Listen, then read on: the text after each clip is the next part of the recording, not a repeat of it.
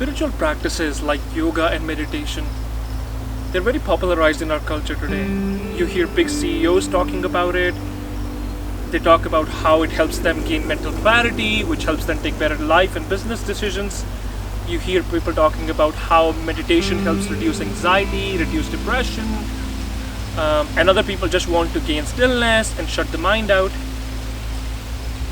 And I always had this one question that would bug me, to be honest. That whenever I've read any spiritual book, or read articles, or even watched spiritual YouTube videos, they always talk about how spiritual journey is about reaching that sense of selflessness, becoming nobody, or ego death, coming to a point of ego death, or the void, as it's called in Zen Buddhism. So then this one question that would always arise in my mind.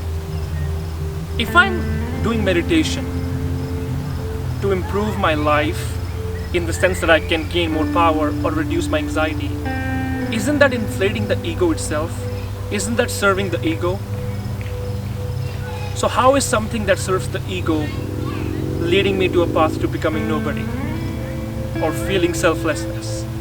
So that question would always bug me, that if I'm doing something to get rid of the pain, and that pain is in the ego, so doing those practices to get rid of the pain, isn't that serving the ego itself? And then I came across that podcast by Ram Dass, who's a spiritual guru. He wrote this book called Be Here Now. It's a really famous book. I haven't read it, but it's really well known. So Ram Dass explained how it is important to be somebody in order to be nobody. He said, the horror of the game of the spiritual journey is that you will always get what you want. But by the time you get it, you will no longer want what you always get. And that blew my mind. So the experience, which is the ego, is important to realize yearning for the non-experience, which is the ego death.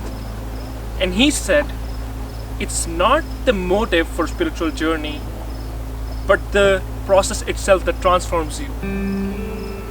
The process of meditation transforms you in such a manner that you slowly start to lose the desire for the outcomes, but you start to desire the process itself.